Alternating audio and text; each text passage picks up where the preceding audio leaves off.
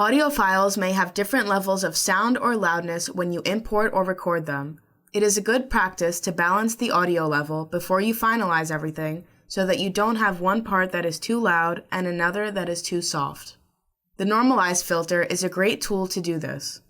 To normalize a track, first you need to select the audio segment by double-clicking on the audio or clicking the select button on the left if you want to select the entire track.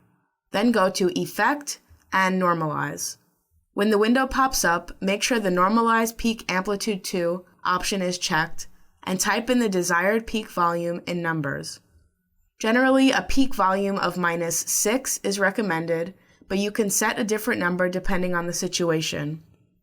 For example, when you have both dialogue and music playing at the same time, the volume of the dialogue should always be louder than the volume of the music so that the audience can hear the dialogue clearly. Note that the number you type in should not go above 0, which means always use a negative number by adding a minus in front of the number. You have the option to hear how the audio sounds by clicking the preview button. Click OK to apply the effect once you are happy with the result.